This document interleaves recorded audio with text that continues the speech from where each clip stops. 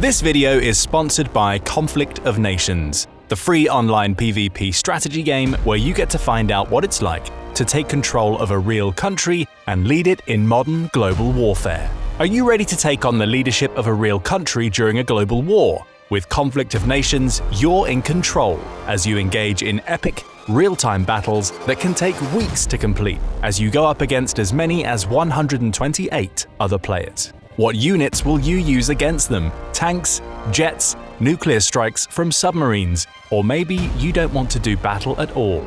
With Conflict of Nations, you're in charge of the strategy, choosing whether other players are your enemy or if you'd rather forge an alliance and take on the world together. Either way, as the country's leader, it'll be up to you to carefully manage everything from economics to technical research, since modern war is just as much about logistics as combat tactics. But no matter what you choose, you can play with the same account on both PC and mobile to never lose sight of your war.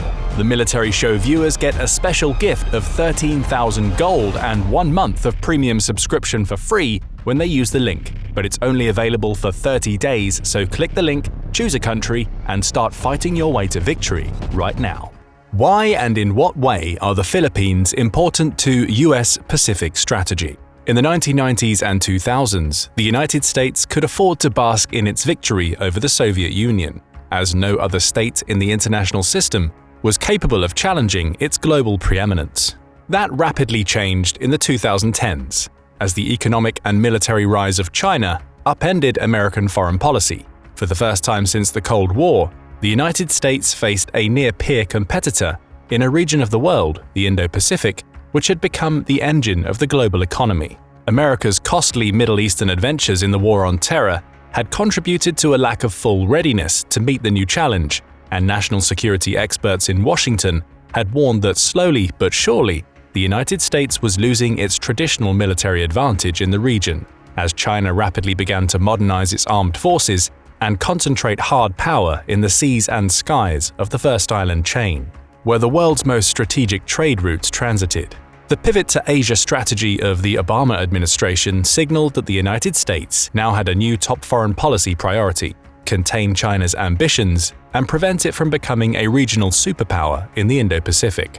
The Trump and Biden administrations both continued and expanded this policy, making it a rare area of bipartisan consensus in the increasingly polarized world of American politics. Unsurprisingly, as part of this containment policy, all three administrations have heavily courted the Philippines. In this video, we will look at the relationship between the two countries and at just how important the Philippines is to American geopolitical strategy in the Indo-Pacific region. The United States and the Philippines have a deep relationship that goes back to 1898, when it became an American colony after the Spanish-American War. After the brutal Philippine-American War and Moro Rebellion, the colony was peaceful for a time, until it saw some of the worst fighting in World War II. The Philippines achieved its full independence from the United States in 1946, but America retained military bases there until 1992, when the Navy handed over its base on Subic Bay to the Filipino government. The closing of the base seemed to mark a turning point not only for the Filipino-American relationship, but for the region, as it was the last US military outpost in Southeast Asia. With the Cold War over and the United States the world's undisputed hegemon, there seemed to be no need for such a presence. However, the Mutual Defense Treaty, MDT, between the United States and the Philippines, which came into force in 1951, remained on the books. The MDT would play a critical role in America's return to its former colonial possession. The rise of China changed the equation in the region, and in 2012, the new reality affected the Philippines in a dramatic way. In that year, China seized control of the Scarborough Shoal, an atoll with valuable fisheries and hydrocarbon reserves that rests within the Philippines' exclusive economic zone, as per the United Nations Convention on the Law of the Seas, UNCLOS. However, China ignored UNCLOS and claimed that the shoal was its territory based on its infamous 9-line map, which it uses to assert ownership of 90% of the South China Sea. By the summer, Chinese Coast Guard and fishing vessels had excluded Filipino ships from the Scarborough Shoal, walling off its lagoon. China has effectively controlled the territory ever since, but the dispute over the Scarborough Shoal continues to this day, despite the Permanent Court of Arbitration in The Hague ruling against China in 2016. On December 10, 2023, Chinese Coast Guard and maritime militia vessels used water cannons to disrupt the resupply of Filipino fishermen by civilian ships off the Scarborough Shoal. Other Filipino ships were rammed, and one of them suffered engine damage. The incident was the latest display of Filipino vulnerability to Chinese territorial expansion in these critical waterways. Shortly after seizing the Scarborough Shoal, China ramped up its drive for territory in the South China Sea. It took the Spratly Islands, which lie close to the Philippines, and eventually fortified them with artificial islands that host military infrastructure such as radar stations, missile silos, anti-aircraft and anti-ship weapons, and even in some cases airfields. With China's military presence in the region growing and the Filipino military in no condition to dispute Beijing's moves, there was little choice but for the Philippines to renew its military alliance with the United States. The first step in the process came in 2014 with the Enhanced Defense Cooperation Agreement, EDCA. The EDCA brought American troops back to the Philippines for the first time in over 20 years. Under this agreement, the Philippines granted new bases for the United States Armed Forces to operate on its territory, although it retained ownership of the sites. Additionally, the terms of the EDCA state that the United States must cover the cost of the bases, although it does not need to pay rent. The Philippines not charging such rent demonstrated how important a renewed American military presence in the area became for Manila. Initially, 5 locations were agreed to host American forces. One of them was Fort Magsaysay in Nueva Ecija. The others were unsurprisingly concentrated further south, toward the disputed waters of the South China Sea. One of the new bases, Antonio Batista Air Base, was very close to the contested Spratly Islands, giving the United States the ability to rapidly project power to counter China's military buildup in the area. The southern dominant locations of the first 4 EDCA bases signaled Manila's priorities for the new partnership. It needed assistance in the South China Sea dispute and was worried about China's aggression and potential to seize more territory from the Philippines. For the United States, the EDCA presented new options for it to prevent China from becoming a regional hegemon in the Indo-Pacific, and for maintaining freedom of navigation in the economically and geopolitically critical South China Sea. So while it did not receive financial assistance under the EDCA in the way it does for its bases in Japan and South Korea, Washington was more than happy to pay the costs if it meant a renewed foothold in Southeast Asia. However, the burgeoning renewal of military ties between the Philippines and the United States would soon meet a snag. The EDCA was negotiated and signed by Filipino President Benigno Aquino III, who served from 2010 to 16, and saw the South China Sea dispute ramp up. His successor, Rodrigo Duterte, was far more skeptical about the United States. In fact, he announced the Philippines' separation from Washington during his first year in office. Many international observers accused Duterte's administration of having authoritarian tendencies, where extrajudicial killings of suspected drug traffickers were permitted. Abroad, Duterte announced early that he would pursue an independent foreign policy. Technically, this policy is mandated in the Filipino constitution, but in practice, it meant that despite the bitter South China Sea dispute, Duterte tried to forge closer relations with Beijing and Moscow in an attempt to reduce the Philippines' dependence on the United States. On a 2016 trip to Beijing, Duterte said, "America has lost. I've aligned myself in your ideological flow." Because of Duterte's foreign policy, the EDCA's full implementation faced numerous delays between 2016 and 2021. For example, on February 11, 2020, Duterte reached the height of his aversion to the United States and announced he would be ending the US-Philippines Visiting Forces Agreement, VFA. The VFA allows American troops to easily deploy to the Philippines to address emergencies or potential contingencies, such as the event of an invasion of Taiwan. The VFA's clauses state that the agreement will remain in place for 180 days after the announcement of a cancellation. Duterte subsequently authorized 2 extensions in June and November of 2020, and the VFA was never cancelled in reality. If it had been cancelled, it would not have voided the MDT, though it would have made implementing it and the EDCA much harder. It amounted to little more than hot air in the end, but the episode showed how far the Philippines had drifted out of America's orbit during most of Duterte's presidency. Then, late in 2021, Duterte abruptly began to change course. Manila endorsed the AUKUS nuclear submarine deal, re-established the Philippines-United States bilateral strategic dialogue, and announced that joint military exercises would be expanded. External pressures had forced his hand. In early 2020, Chinese militia boats encircled the Philippines' Titu Island to prevent the Filipinos from making infrastructure improvements on it. A year later, China authorized its Coast Guard to fire upon foreign vessels if required. Meanwhile, China's promised infrastructure investment in the Philippines, which Duterte hoped would help fulfill his Build, Build, Build infrastructure plan, never materialized. Rodrigo Duterte's term as president ended on June 30, 2022.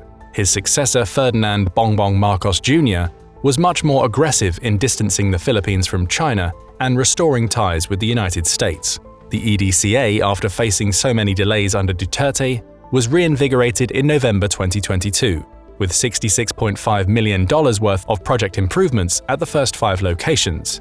The new construction projects included training facilities, warehouses, and other vital infrastructure. The EDCA accelerated in its scope in April 2023, with 4 new bases being announced. Their locations were concentrated in the northern Philippines, with the clear aim of deterring an invasion of Taiwan. The addition of Taiwan to the EDCA's mission, even if unofficial, indicates a security partnership between the Philippines and the United States that is expanding in its purview. To prove the point, the new bases were followed up with the first quadrilateral defense meeting between the United States, Australia, Japan, and the Philippines in June, which took place between the countries' respective defense chiefs. The Philippines has participated in more joint exercises since Marcos took power, giving its military valuable experience and increasing its readiness for a confrontation in the Indo-Pacific region. It seems likely that the Philippines will soon join South Korea, New Zealand, and Vietnam in the Quad Plus arrangement.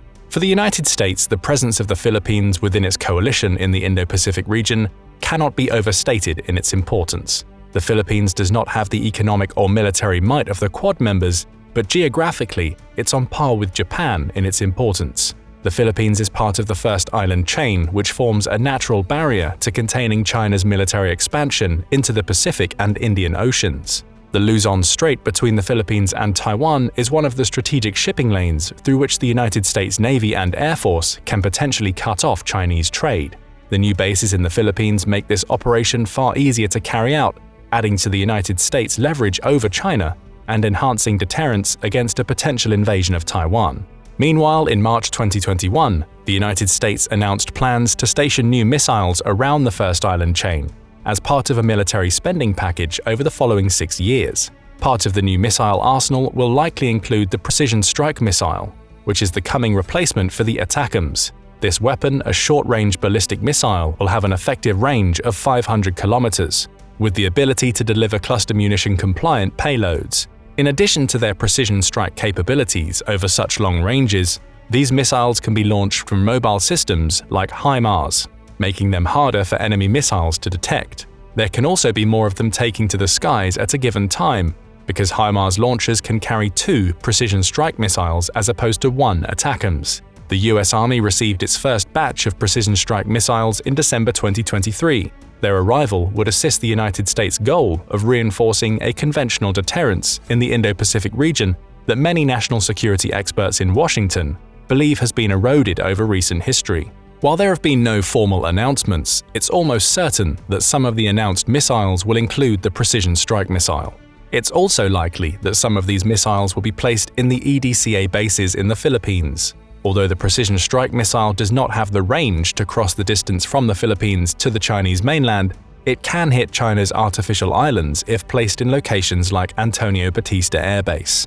More importantly, the Precision Strike Missile would play a large role in combating an invasion of Taiwan. The distance between Taiwan and the northern Philippines is only about 250 kilometers. A series of hard-to-find HIMARS launchers based in the northern Philippines would disrupt and make a potential invasion more costly. HIMARS launch precision strike missiles near one of the new EDCA sites in particular, Naval Base Camilo Osayas at the very northern edge of the Philippines, could be particularly damaging to any Chinese invasion effort. Although the base would be targeted in a confrontation, as we have seen in Ukraine, HIMARS launchers are easy to hide, which is one of the reasons why the National Defense College of the Philippines called for their presence on Filipino soil. Washington was happy to oblige. HIMARS launchers have already taken part in military exercises on Bosco Island in the northern Philippines. These drills likely simulate how they would be used in a scenario of an attempted Chinese invasion of Taiwan. American and Filipino armed forces have also conducted live-fire drills involving HIMARS and defensive systems like the Patriot missile. These exercises came on the coast of the South China Sea, where their intent was clear. The United States is developing other missiles with longer range.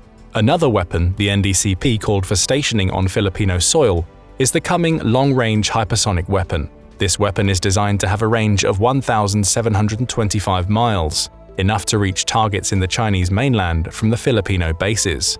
To make matters better for Washington and Manila, the LRHW is a land-based, truck-launched weapon, which means it's easier to hide. The LRHW can reach velocities of 3,800 miles per hour. After launch, they move to the top of the atmosphere, staying beyond the reach of enemy missile defense systems, and then when ready to strike, make their descent, too late to be intercepted. The LRHW is designed specifically to defeat enemy anti-access area denial strategies of the type that is at the heart of China's strategy in the Indo-Pacific region. The LRHW uses a booster rocket motor to reach hypersonic velocities. Afterward, the glide vehicle detaches from this booster and can travel at speeds of Mach 5 or higher on its own. The US military's deployment of this weapon has suffered delays. Tests in October 21 and June 22 proved unsatisfactory. In September 2023, the Army admitted that it would not be able to meet its goal of deploying the LRHW by the end of fiscal year 2023. Once deployed, though, the LRHW will add new dimensions to conventional deterrence in the Indo-Pacific region. Their being based in the Philippines will be geographically critical to deterring China's ambitions for the South China Sea and an invasion of Taiwan. Despite Rodrigo Duterte's high personal popularity, polling data in the Philippines shows that most Filipinos did not agree with him on a separation from the United States and for closer ties to China. Public opinion on America remains high within the country, while most Filipinos have little regard for China. In a June 2022 scientific survey of 1,200 adults in the Philippines, respondents suggested that their country should trust the United States, Japan, and Australia the most, while trusting China and Russia the least. 31% of those surveyed said they had a great deal of trust in the United States, while 58% said that the United States should be given at least a fair amount of trust, making for a total trust rating of 89%. 79% trusted Japan, and 78% placed their trust in Australia. Only 38% trusted Russia, and 33% trusted China. On the flip side, 36% of Filipinos said their country should extend not too much trust in China, while 31% said China should not be trusted at all, making for a total distrust rate of 67%. The sample had a 95% confidence interval at an error rate of plus or minus 2.8%. When Ferdinand Marcos Jr. was elected president of the Philippines, it was no coincidence that his first congratulatory call came from Joe Biden. According to family members and other sources close to Marcos, he was personally flattered by the speed and attentiveness of the call. Marcos subsequently took 2 trips to the United States in less than a year, and high-level officials in the Biden administration responded in kind. There has been some controversy, given Marcos's parentage and ties to the late dictator's regime, but security considerations always win out over economic or moral ones in international relations, and Washington has proven keen to regard the past as water under the bridge. There is good reason for the charm offensive. The Philippines is a critically important staging ground in any scenario involving Taiwan and in preserving the integrity of the First Island chain, the primary line of defense against Chinese military expansion into the Pacific and Indian Oceans. The balance of power in the region has indeed eroded, as China's buildup of missiles, ships, planes, and troops has tipped the scale of hard power away from the United States. China's potential with hypersonic weapons has made this eroding deterrent clearer. China can concentrate all of these forces in the region, while the United States is divided into many global commitments. Therefore, America is counting on its alliances with the First Island chain countries to act as a geopolitical force multiplier. The Philippines is critical along that chain of containment. China had an opportunity to bring the Philippines far closer to its orbit and potentially break through the First Island chain during the Duterte presidency. There was even a plan for Chinese companies to take over a shipyard in Subic Bay, the site of the American naval base that had shuttered in 1992. However, senior Filipino government officials worked behind the scenes to kill that deal. They did not trust China, which had not altered its aggressive behaviors in the region. These behaviors, such as bullying Filipino ships out of their internationally recognized territorial waters and not delivering on their Belt and Road-related economic development promises, ultimately meant that Beijing could not take advantage of the Duterte presidency to alter the geostrategic situation in the region. China has long been a country that has failed to live up to its fullest potential. The geopolitical alignment of the Philippines might prove to be just the latest example in that history. Some Filipinos and international observers speculate that Sara Duterte, Rodrigo Duterte's daughter and current vice president of the Philippines, could one day ascend to the higher office and follow her father's policies regarding Beijing. But for now, that's just speculation. The renewal of ties between the Philippines and the United States and the build-up of infrastructure there are critical to the national security interests of both countries. And with such high stakes, relationships tend to have a ghost-in-the-machine dynamic. Rodrigo Duterte's presidency was a good example of this in action. What do you think about the renewal of ties between the United States and the Philippines? How important is the Philippines to America's national security strategy? And how important is the presence of American troops on Filipino soil to that country's well-being in the Indo-Pacific region? Don't forget to let us know in the comments. Also, don't forget to leave a like and hit the subscribe button for more military analysis from military experts. Thanks again to our sponsor, Conflict of Nations, the free online PvP strategy game happening in a modern global war. Get a special gift of 13,000 gold and 1 month of premium subscription for free by using the link. It's only available for 30 days, so don't wait. Choose your country and start fighting your way to victory right now.